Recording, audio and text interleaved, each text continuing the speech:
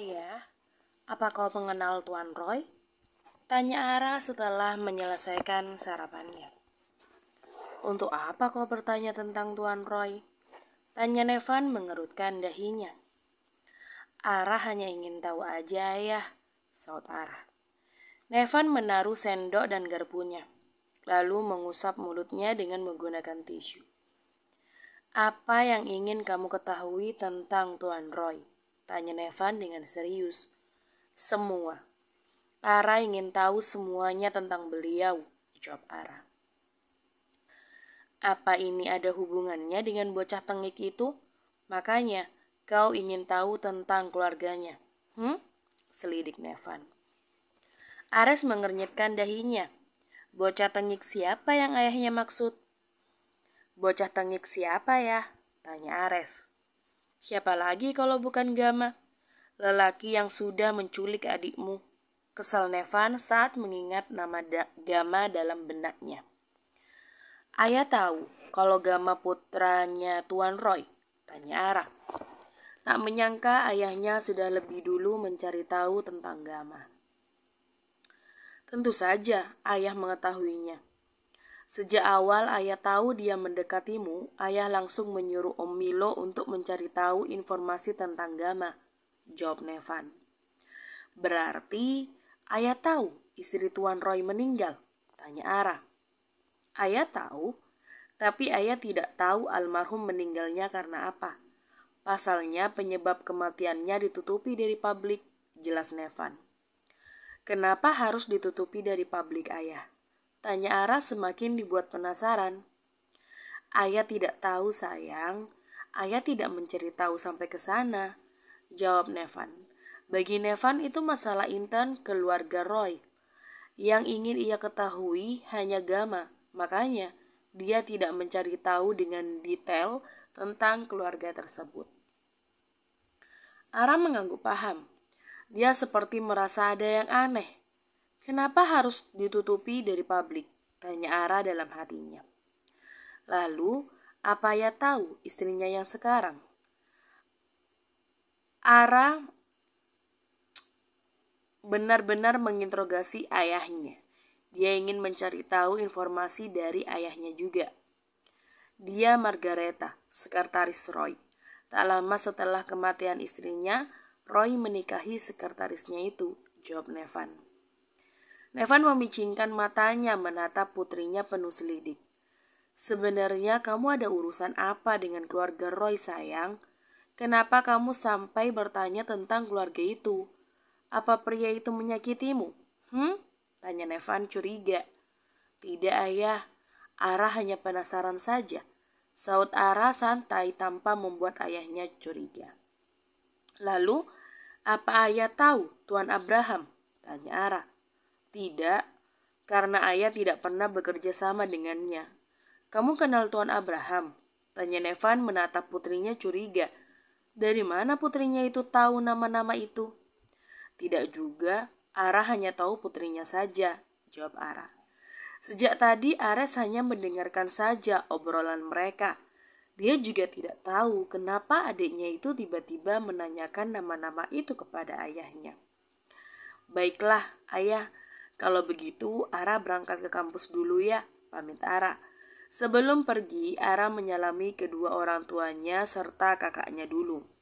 Nevan menatap sang putra setelah memastikan putrinya sudah tidak lagi terlihat. Kau mencurigai sesuatu, San? Tanya Nevan kepada putranya. Maksudnya ya? Tanya Ares tidak paham. Nevan menghela nafas. Untuk apa adikmu menanyakan nama-nama itu? Tanya Nevan. Ares tidak tahu ayah, karena selama ini Ara tidak pernah cerita apapun sama Ares. Dia terlalu tertutup untuk urusan pribadinya, saut Ares. Karena keposesifan mereka berdua membuat Ara enggan untuk cerita banyak tentang kehidupan pribadinya. Dia tidak mau ayah serta kakaknya membatasi pergerakannya. Itu karena kalian selalu mengekangnya, jeplos Anika. Aku tidak mengekangnya sayang, aku hanya ingin memastikan kalau putriku tuh baik-baik aja sayang. Aku tidak mau para pria di luaran sana menyakiti putriku. Seru Nevan tidak mau disalahkan. Anika merotasi bola matanya jengah, selalu saja alasannya seperti itu. Terserah kalian, kalau kalian tidak merubah sikap kalian terhadap Ara, maka jangan salahkan Ara kalau dia semakin menjadi pribadi yang tertutup, ucap Anika. Nevan dan Ares hanya diam. Di dalam hati mereka membenarkan ucapan Anika. Memang selama ini Ara terlihat manja kepada mereka, tapi tidak pernah sekalipun Ara menceritakan hal pribadinya kepada mereka, kecuali dengan Anika, tapi itu pun tidak semua ia ceritakan kepada ibunya. Kemarin kamu kemana aja, Ra? Aku tungguin gak balik-balik, tanya Ines. Ara dan Ines saat ini sedang berada di kantin kampus. Mereka sedang mengobrol di sela-sela makannya. Aku pergi sama Om Ganteng, jawab Ara dengan mulut yang tak berhenti mengunyah. Dia bawa kamu kemana? Kamu gak diapa-apain kan sama dia? Cecar Ines. Aku gak diapa-apain kok, aku hanya disuruh masak di apartemennya. Jawab Ara mengerucutkan bibirnya mengingat momen menyebalkan itu. Hah? Masak? Memangnya kamu bisa masak, Ra? Kaget Ines meragukan kemampuan sahabatnya itu. Plak. Ara memukul lengan sahabatnya itu dengan kesal. Kamu pikir aku tidak bisa masak, ha? Meskipun aku begini, aku tetap bisa masak. Kata ibuku, jadi perempuan tuh harus bisa masak, biar jadi istri idaman para pria tampan, ucap Ara dengan mata berbinar. Ines merotasi bola matanya dengan malas. Selalu saja pria tampan yang ada di pikirannya. Kau ini bisa tidak berhenti memikirkan pria tampan, kesal Ines. Kenapa harus berhenti memikirkannya? Kau tidak tahu saja dengan memikirkan pria tampan hidupku menjadi lebih berwarna, seru Ara. Saat mereka sedang asik mengobrol, tak lama datanglah Dion dan kekasihnya yang baru memasuki kantin. Ines menyenggol lengan Ara dengan pelan. Dion sama kekasihnya yang baru, Ra. Kamu tidak cemburu melihatnya? Iseng Ines. Untuk apa cemburu? Cantikan juga aku kemana-mana, saut Ara percaya diri. Dari awal Ara tidak menyukai Dion. Dia pacaran dengan Dion hanya karena penasaran saja. Dia juga tidak merasa sakit hati ketika melihat Dion menggandeng wanita lain di hadapannya. Yang aku dengar wanita itu seorang model, Ra, ucap Ines memberitahu Ara. Ara menaikkan kedua bahunya dengan acuh. Baginya tidak penting mengetahui informasi tentang mereka. Mau itu model kek atau wanita karir sekalipun, Ara tidak peduli. Dia juga tidak merasa iri. Ines merenggut kesal karena sejak tadi ucapannya tidak ditanggapi oleh Ara. Setelah selesai menghabiskan makanannya, Ara mengajak Ines pergi dari kantin. Tak sengaja di jalan Ara menyenggol bahu seseorang yang ia tahu kekasih Dion. Maaf, saya tidak sengaja, ucap Ara. Makanya kalau jalan pakai mata, ketus wanita itu. Salam mbak, jalan itu pakai kaki, bukan pakai mata, sinis Ara. Kaki saja tidak cukup, kau juga harus menggunakan matamu untuk melihat agar tidak menabrak orang, ucap wanita itu tidak mau kalah. Lalu mau mbaknya apa? Tanya Ara yang sudah jengah melihat kelakuan wanita itu. Sudah untung dia mau minta maaf, tapi masih saja nyolot. Dion yang melihat keributan pun langsung menghampiri kekasihnya. Dia takut terjadi sesuatu dengan mereka berdua, mengingat hubungan mereka berakhir dengan cara yang tidak baik. Ada apa sayang? Kamu kenapa? Tanya Dion khawatir. Wanita ini menabrakku sampai membuat bahuku sakit, jawab wanita itu berlebihan. Ara dan Ines merotasi bola matanya dengan malas. Hanya kesenggol sedikit saja tidak akan membuat bahu itu sampai cedera kan? Mata Dion beralih menatap Ara. Apa-apaan kamu, Ra? Kenapa kamu menyakitinya? Aku tahu kamu marah sama aku, tapi bukan berarti kamu bisa menyakitinya, marah Dion. Aku tidak marah sama kamu dan aku tidak ada urusan lagi denganmu. Aku hanya tidak sengaja menyenggolnya, bukan menabraknya dengan sengaja, tegas Ara. Beritahu kekasihmu tidak usah berlebihan, atau aku akan benar-benar membuat bahunya bergeser, peringatnya tanpa takut. Setelah itu Ara berlalu bersama Ines meninggalkan kantin kampus. Di sebuah perusahaan besar, seorang pemuda tampan sedang berdiskusi dengan asisten pribadinya. Wajah keduanya tampak serius. "Berapa banyak saham kita di perusahaan Roy?" tanya Gama sambil menyilangkan kedua kakinya. "Anda memiliki saham senilai 25% di perusahaan Roy, Tuan, dan 10% lagi milik ibu Anda. Pemberian kakek Anda sebagai hadiah karena sudah berhasil melahirkan keturunan Simatupang," jawab Firman secara terperinci. Firman menunjukkan semua berkas kepemilikan saham tersebut kepada Gama. Gama menerima berkas itu dan membacanya. Dia tersenyum smik dan melihat berkas itu. Tinggal sedikit lagi dia akan memiliki saham mayoritas di perusahaan itu, dan dia bisa langsung mengambil alih perusahaan dedinya. Gama tidak akan membiarkan perusahaan itu jatuh ke tangan adiknya. Meski Gama tidak membenci adiknya, tapi Gama tetap tidak akan membiarkan hal itu terjadi. "Lalu bagaimana kondisi perusahaan itu saat ini?" tanya Gama seraya menutup berkasnya dan meletakkannya di atas meja. "Mereka sedang membuka lowongan untuk posisi penting di perusahaan itu, Tuan. Ada beberapa jabatan yang kosong setelah kita menarik orang-orang kita dari sana," jawab Firman. Gama mengangguk. Memang ini yang Gama inginkan. Mereka akan sedikit kesulitan selagi jabatan di beberapa divisi belum ada yang mengisinya. "Masukkan satu orang kita untuk memantau perusahaan Roy," titah Gama. "Baik, Tuan," saut Firman. "Lalu bagaimana dengan gadis itu?" tanya Gama. "Saya sudah mengurusnya, Tuan," jawab Firman. "Bagus." Gama tersenyum penuh maksud. Setelah tidak ada lagi yang dibicarakan, Firman keluar dari ruangan Gama. Gama mengambil ponselnya dari atas meja dan menghubungi nomor Ara. "Halo, ada apa?" ketus Ara dari seberang sana. "Temeni aku makan siang di restoran Double X sekarang juga." Belum sempat Ara menjawabnya, Gama sudah lebih dulu mengakhiri panggilannya. Gama tertawa lepas membayangkan Ara yang sedang mengumpatinya. Gadis itu pasti sedang kesal. Dasar menyebalkan. Seenaknya saja menyuruh orang untuk datang. Memangnya dia pikir dia siapa bisa seenaknya begitu? Apa dia tidak tahu kalau aku ini anak kesayangan ayahku? Bisa-bisanya dia menyuruhku seenaknya. Cerocos Ara sambil menatap layar ponselnya. "Kamu kenapa, Ra?" tanya Ines bingung. "Om Ganteng menghubungiku. Dia memintaku menemaninya makan siang. Dia tidak memberikanku kesempatan untuk menolaknya. Dia langsung mengakhiri panggilannya begitu saja," jawab Ara dengan sewot. "Kamu tidak mau datang?" tanya Ines. "Tentu saja aku mau. Memangnya siapa yang bisa menolak ajakan pria tampan? Aku hanya kesal, bukan berarti aku menolaknya," saut Ara. Ines menggelengkan kepalanya pusing.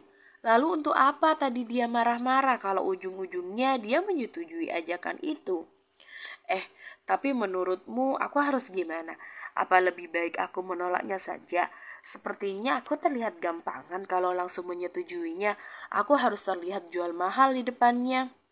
Ingin sekali Ines memukul kepala sahabatnya itu.